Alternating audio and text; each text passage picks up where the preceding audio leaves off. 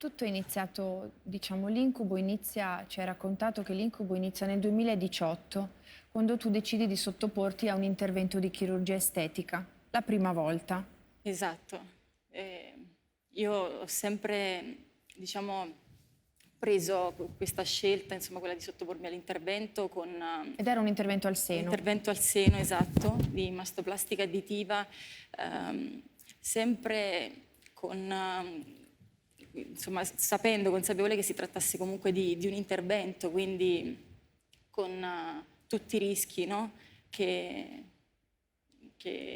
ci sono intorno a questo, anche perché comunque avendo mamma che ha subito un'operazione diversi anni fa al seno, però per altri motivi, il mio era solo per una questione estetica, è sempre stato un argomento che mi ha toccato particolarmente, anche per questo motivo qua. L'operazione non va bene. La prima no, purtroppo non va bene, ci sono delle complicazioni nel decorso post-operatorio, quindi insomma diverse cose che forse è il caso di non elencare perché sono successe tante.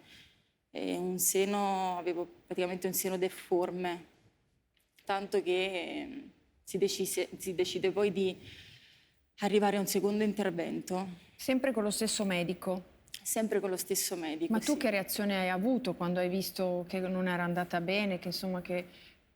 Mi sono demoralizzata, cioè ero praticamente sempre, cioè ero affranta, non sapevo cosa fare, no?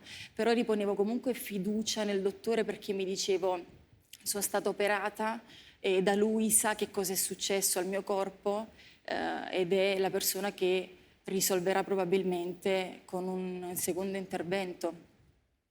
Anche perché il dottore si è sempre comportato come un qualsiasi dottore, no? Durante il primo. Cioè era Le cose professionale. sempre, sempre. E nel secondo che poi cambiano le cose, cioè lì... Prima del secondo intervento, quindi tu fai delle visite ed è Sì. lì che succede quello che ci hai raccontato. Durante le seconde. Durante le Seconde seconde visite. avviene tutto. Che cosa succedeva in quelle visite? Durante le visite di controllo, siccome c'era con me anche mamma ad accompagnarmi, il dottore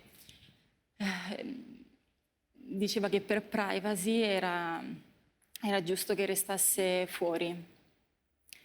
E sai Silvia, io mi sono sempre fidata e affidata a un medico, no?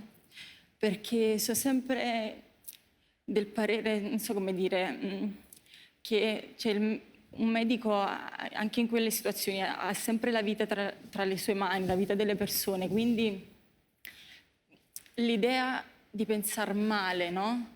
Quando diceva determinate cose, quando mi chiedeva anche a mia madre di uscire, il fatto appunto di pensare male mi faceva sentire in difetto, quindi per me era giusto allontanare ogni tipo di pensiero negativo nei suoi confronti. Quindi tu ti fidavi di lui? Sì, mi fidavo, sì. Però che cosa succedeva?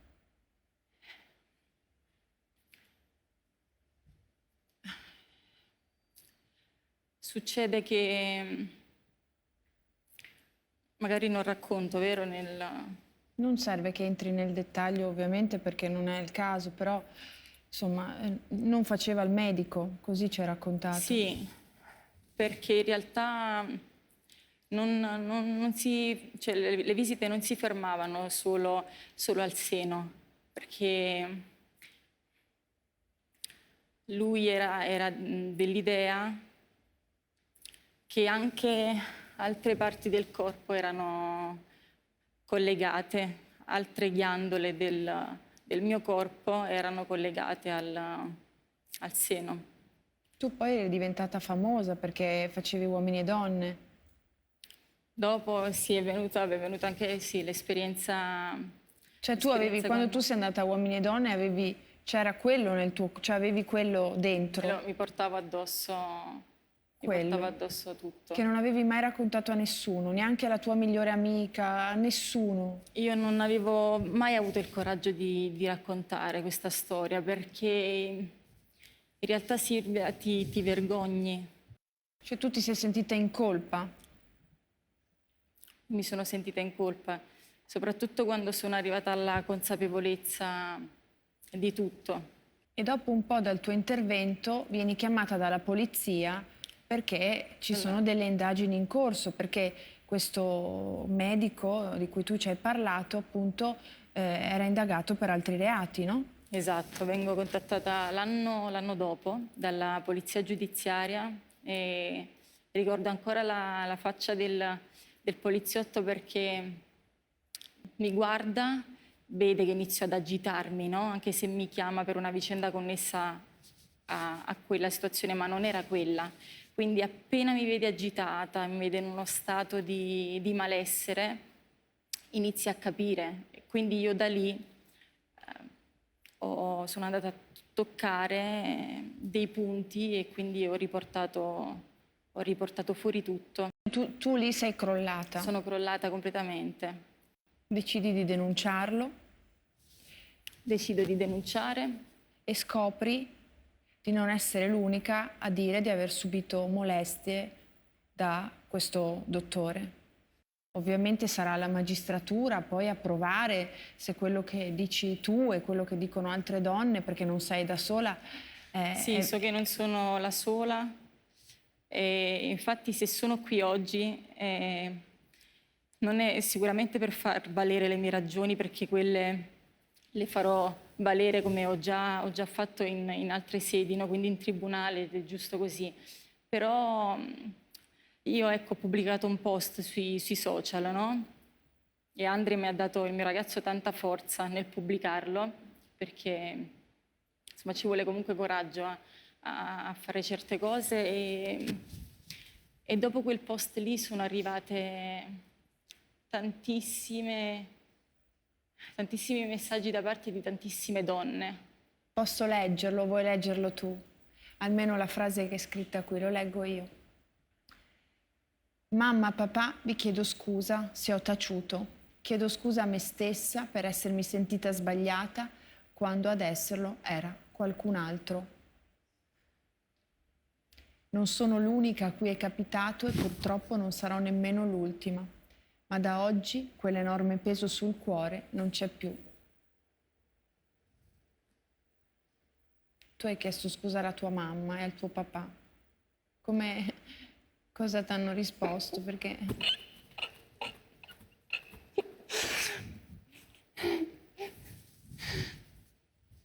e tu non ti devi sentire in colpa però, Teresa. La verità è che io sono qui, però ancora un po' mi vergogno. Provo a fare la dura.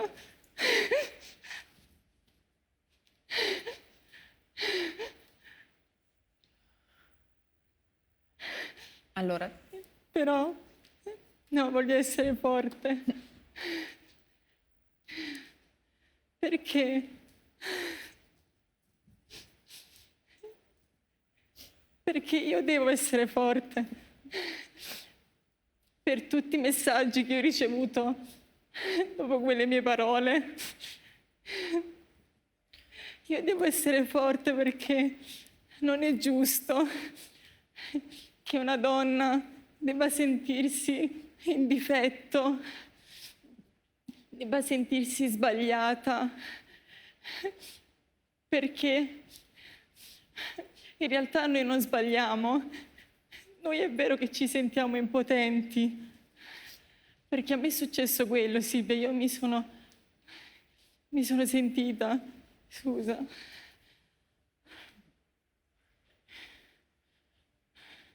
respira.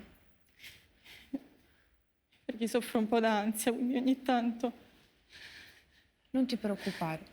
mi ritorno.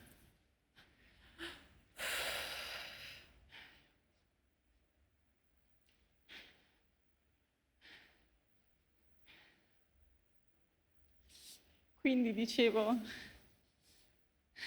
io sono qui perché voglio dare forza anche a chi quella voce pensa di non averla, no? Però in realtà ce l'ha, perché io i messaggi li ho letti, perché ho ricevuto tantissime cose da parte di persone che mi hanno, cioè, diviso il cuore in due. E quindi so che loro quella voce ce l'hanno e devono tirarla fuori, perché io ho avuto oggi la fortuna di essere qui con voi, con te Silvia, che ti ringrazio. Però io ecco, ho avuto una fortuna di poter urlare questa cosa a più persone, no? Però penso di essere qui anche a nome di tutte le altre che quella voce pensano di non averla.